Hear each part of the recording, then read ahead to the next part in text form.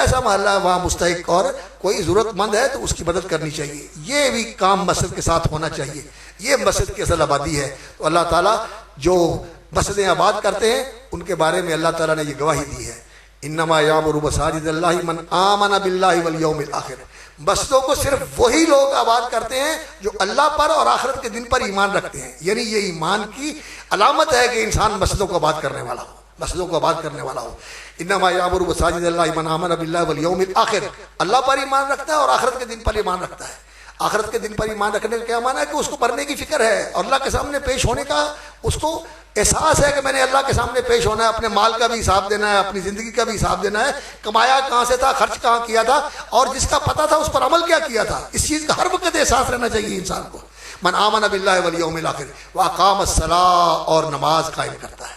اس کی ایسے لوگ دیکھے مسجدوں کو چندہ دے دیتے ہیں, مسجدوں میں قالین ڈلوا دیتے ہیں, لیکن وہ سمجھتے ہیں کہ ہم نے کام کر دیا اور ہمارا کوئی اور اس کے علاوہ کام نہیں. نہیں میرے بھائیو, نماز پڑھنا ضروری ہے, نماز پڑھنا ضروری ہے. الحمدللہ نحمده ونستعینه ونستغفره ونعوذ باللہ من شرور انفسنا وسیئات اعمالنا. من يهده الله فلا مضل له ومن يضلل فلا هادي له. واشهد ان لا اله الا الله وحده لا شريك له واشهد ان محمدا عبده ورسوله. وبعد.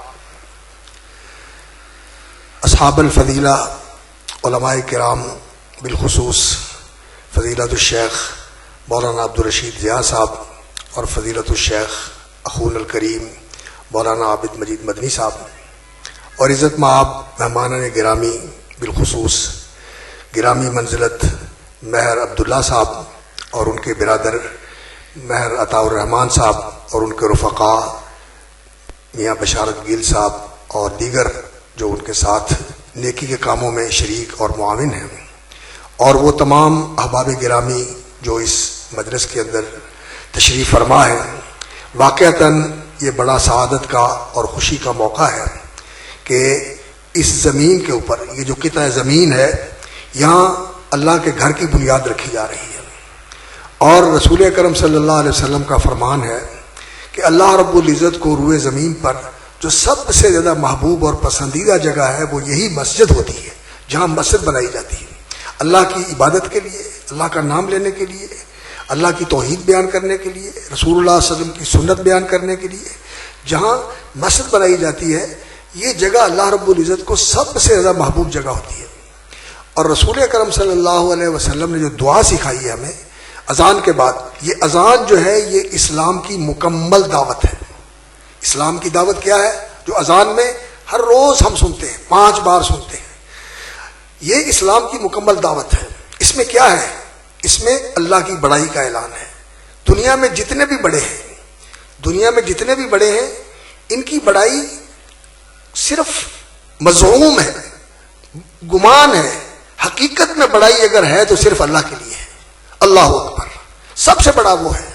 کوئی قوت کے لحاظ سے, کوئی فوجی قوت کے لحاظ سے, اسلحے کی قوت کے لحاظ سے, اقتصادی قوت کے لحاظ سے دنیا کا بڑا اس کو سمجھا جاتا ہے, وہ کوئی بڑا نہیں. اس کائنات میں بڑا ہے اللہ رب العزت. اور رسول اکرم صلی اللہ علیہ وسلم کو یہی حکم دیا گیا تھا جب آپ صلی اللہ علیہ وسلم کو نبوت کے بعد رسالت کا منصب سونپا گیا تو انہیں یہی کہا گیا تھا, یا ایھا المدثر قم فانذر, اے چادر میں لپٹ کر سونے والے, لیٹنے والے, کھڑے ہو جائیں.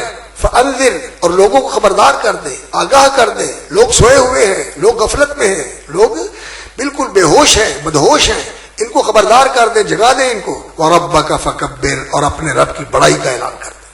اس کائنات کے اندر بڑائی ہے تو اللہ کی بڑائی ہے. وَكَبِّرْهُ تَكْبِيرًا وَلَهُ الْكِبْرِيَاءُ فِي السَّمَاوَاتِ وَالْأَرْضِ وَهُوَ الْعَزِيزُ الْحَكِيمُ.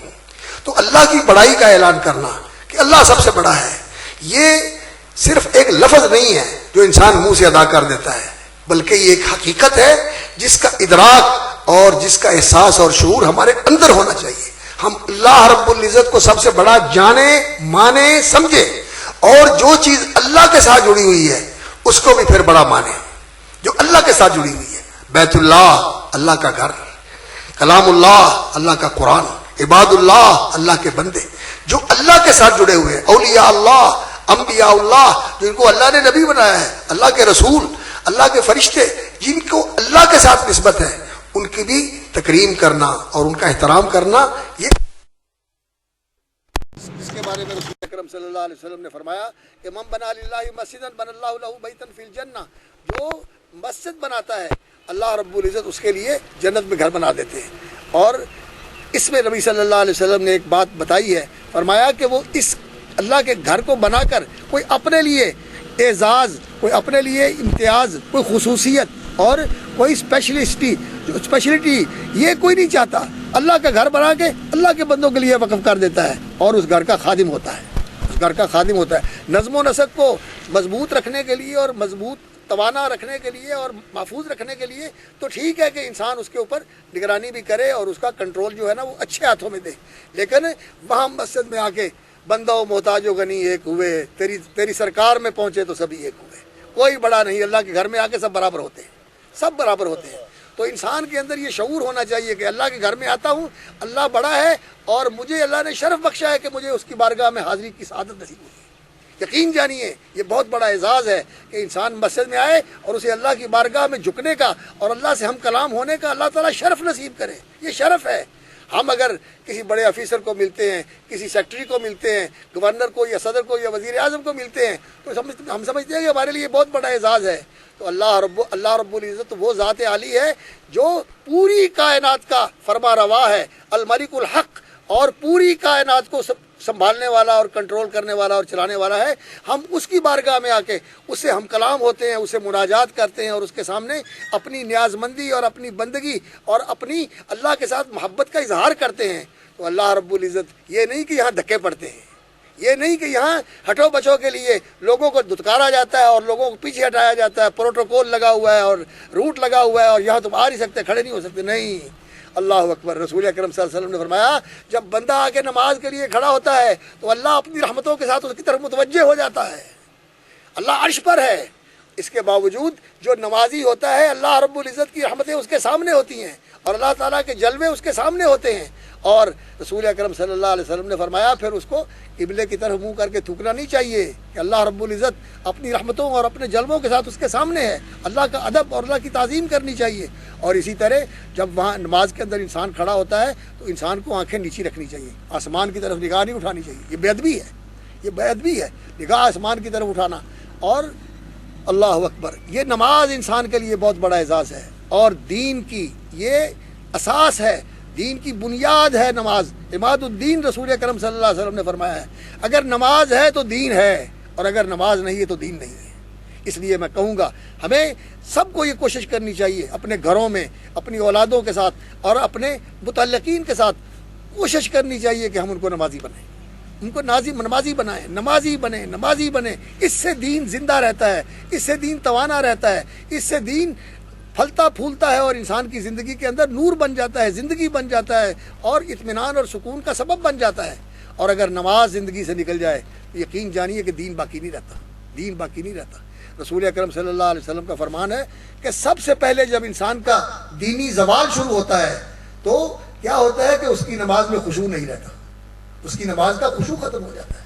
اور لوگ نماز پڑھتے ہیں لیکن خشوع والی نماز پڑھنے والا کوئی نہیں ہوتا، ایسے بے دلی کے ساتھ اور ایسے روٹینزم کے ساتھ نماز پڑھتے ہیں۔ خشوع والی نماز فرمایا یہ دینی زوال کا آغاز ہے، اور سب سے آخر میں جو چیز دینی زوال کا باعث بنتی ہے اور انسان کے پاس دین کا کچھ نہیں رہتا وہ یہ ہے کہ اس کی زندگی سے نماز نکل جائے۔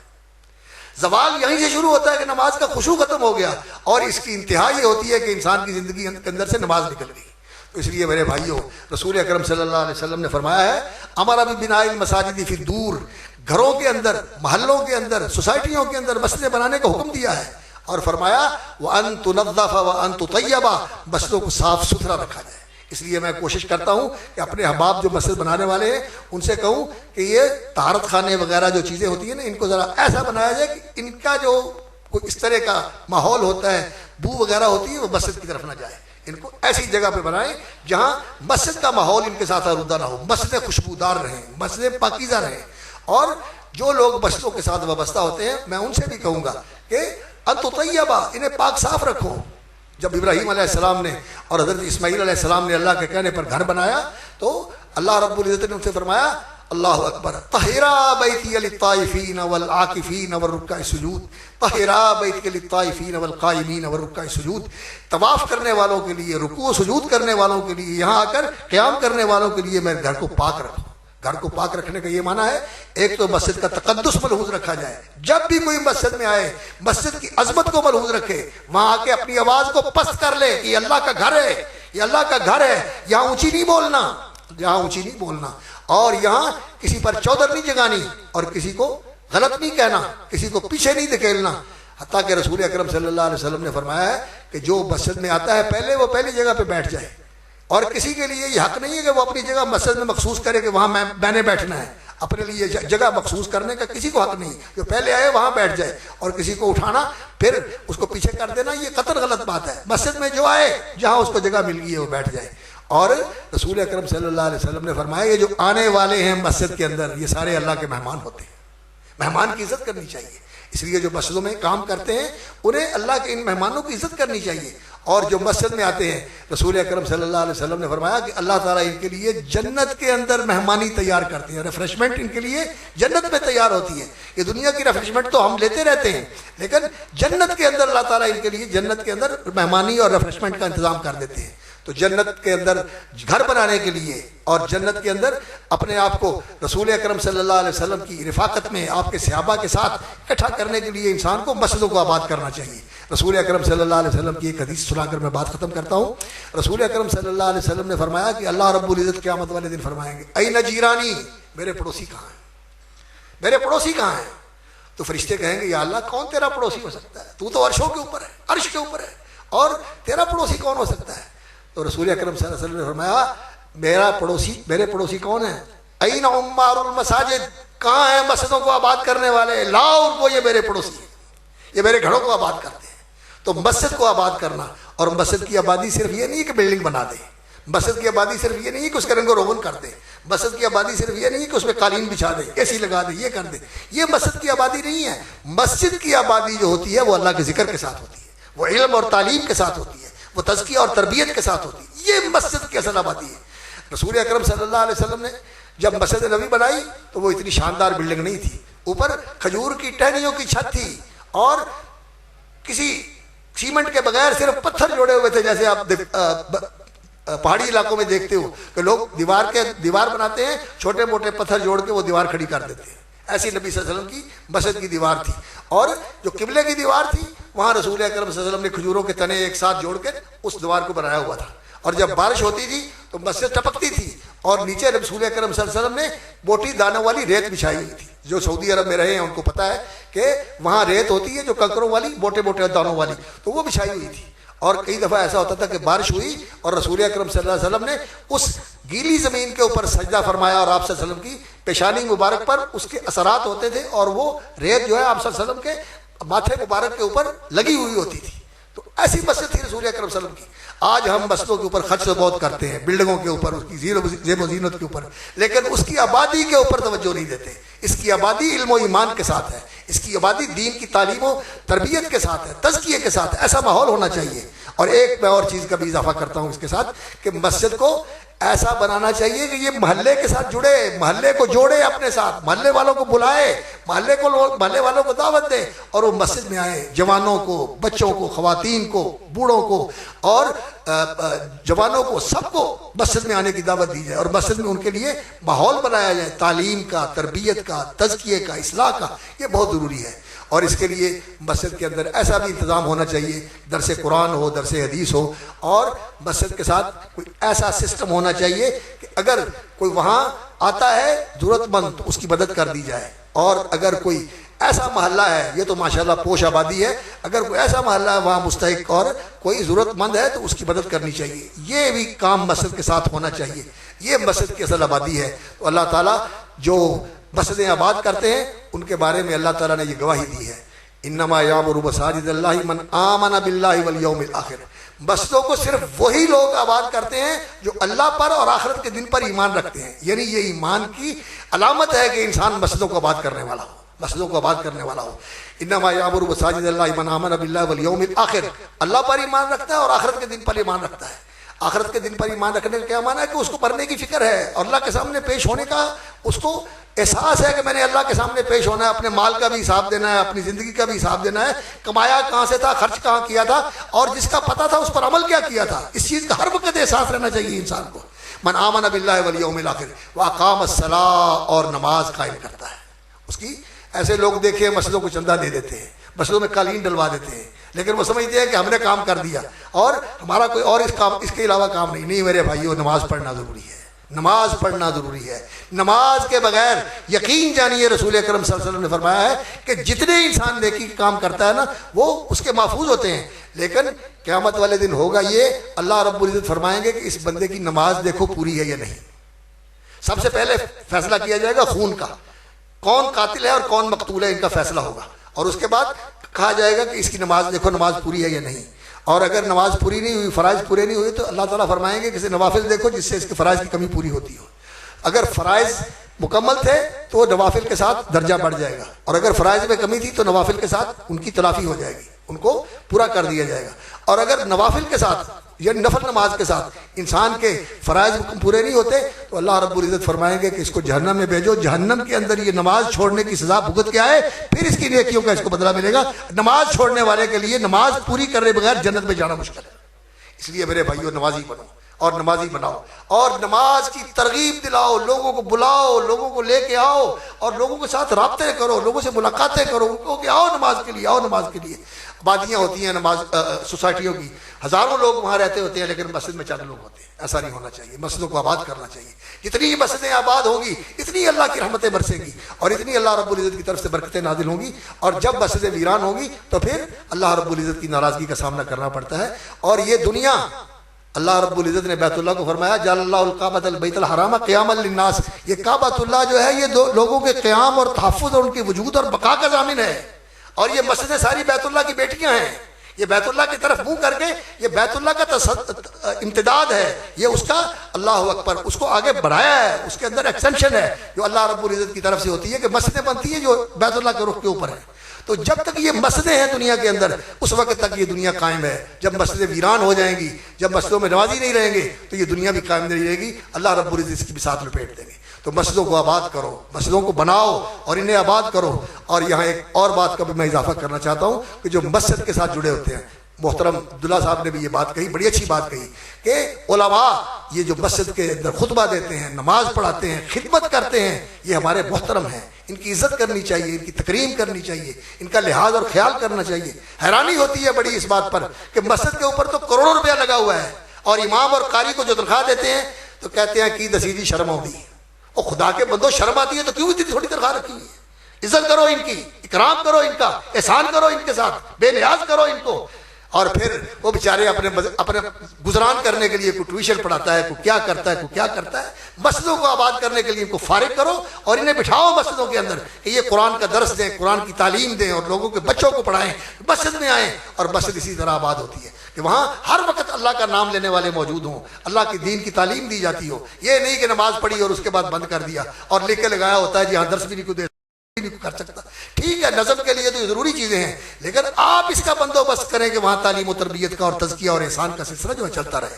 تو میں دعا گو ہوں اپنے محترم بھائی شبیر عبداللہ صاحب کے لیے اور ان کے برادر عزیز عطاء الرحمان صاحب کے لیے اور ان کے رفیق محترم چودھری بشارت صاحب کے لیے اور دوسرے جو ان کے رفقا ہیں ان سب کے لیے، بلکہ ان کی فیملی کے لیے بھی. ان کے والد ماجد اللہ ان کے درجے بلند فرمائے. جب ہم ان کے گھر میں جاتے تھے تو ان کی محبت اور ان کا اکرام ابھی بھی سچی بات یاد ہے، جس طرح وہ محبت اور شفقت کے ساتھ پیش آتے تھے.